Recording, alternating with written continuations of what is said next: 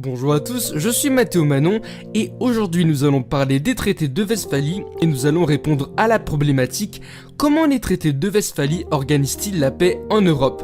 D'une époque marquée par des guerres à un système de paix offrant une stabilité en Europe, c'est ce que nous allons aborder dans cette vidéo.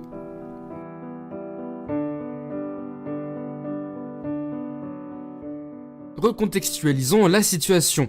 Les traités de Westphalie permettent de mettre fin à la guerre de 30 ans opposant le Saint-Empire romain germanique à Prague, donc le royaume de Bohême, jusqu'à ce que le conflit s'internationalise et devient un conflit interétatique de grande échelle avec le royaume d'Espagne qui rentre en guerre pour récupérer ses anciennes possessions que sont les Provinces-Unies, c'est-à-dire les Pays-Bas actuels, mais aussi pour les interventions danoises, suédoises, ainsi que la France qui va prendre part au conflit en 1635. On peut noter que l'Angleterre et la Russie ne sont pas parties prenantes à ces traités étant donné qu'elles n'ont pas pris part à cette guerre. Ainsi, ces guerres opposent des monarchies catholiques à des monarchies protestantes. Alors, qu'est-ce que les traités de Westphalie? Que représentent-ils et quand ont-ils été signés?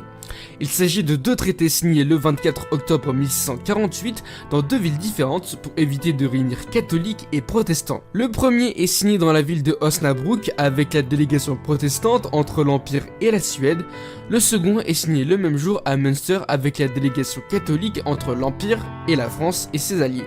On attache à ces deux traités le traité de Münster qui met fin à la guerre de 80 ans entre l'Espagne et les Provinces-Unies. Néanmoins, la guerre qui opposait la France et l'Espagne ne prendra fin qu'au traité des Pyrénées 11 ans plus tard, en 1659. Après une série d'échecs infligés par les Français, Rocroi en 1643, Lens en 1648 et les Suédois qui menacent Prague, les monarchies catholiques acceptent de négocier.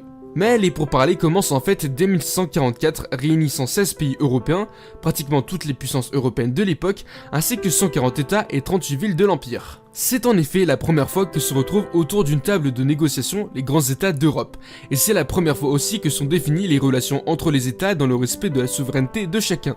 Les traités marquent un double échec des puissances catholiques, Espagne et Saint-Empire romain germanique, ainsi que la papauté pour un retour à la monarchie universelle catholique sur le modèle romain. Ainsi, les grands gagnants sont la France, qui gagne notamment la Haute-Alsace et les trois évêchés lorrains, Metz, Toul et Verdun, la Décapole, c'est-à-dire 10 villes libres d'empire alsacien, sans Mulhouse, ainsi que Brisac et Pignerol. Et la Suède, qui reçoit elle aussi des territoires, ainsi que les Provinces-Unies et la Suisse, dont l'indépendance est officiellement reconnue. Enfin, d'un point de vue religieux, le principe hérité de la paix d'Augsbourg en 1555, telle est la religion du prince, telle sera celle du pays, est appliqué. Celui qui a le pouvoir peut imposer sa religion à ses sujets. Chaque État peut donc gérer la question religieuse indépendamment de la papauté qui défend l'idée d'une Europe catholique.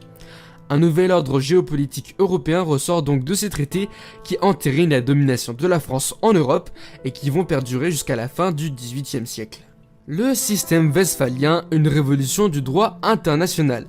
Ces traités représentent un tournant diplomatique. D'un point de vue juridique, ils marquent l'affirmation de l'État comme seul acteur des relations internationales, au contraire des oligarchies féodales et de la suzeraineté du pape. Le système westphalien s'impose au final contre l'idée d'unité religieuse de la chrétienté et rejette le principe impérial hérité du modèle romain.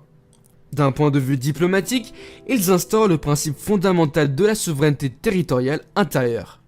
C'est-à-dire que chaque État dispose de l'autorité exclusive sur son territoire et ne peut s'immiscer dans les affaires internes d'un autre État, y compris d'un point de vue religieux.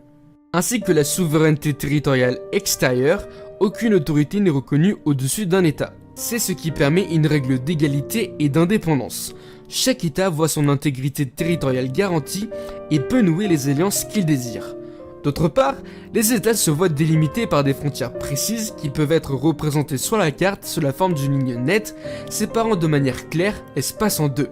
C'est la conception qui est en vigueur depuis en droit international continental et tend à s'étendre aujourd'hui au domaine maritime, notamment avec la mer territoriale ainsi que la ZEE qui sont définies par une distance précise calculée depuis le rivage. D'un point de vue géopolitique, un troisième principe est recherché, celui de l'équilibre des puissances et éviter la domination d'une superpuissance. Les clauses des traités doivent former le socle d'un nouvel ordre européen, passant par le maintien du statu quo et l'apaisement religieux. Le projet d'unité impériale et chrétienne fait donc place à un système d'États indépendants et juridiquement égaux qui furent amenés à coopérer dans le souci commun de préserver la paix.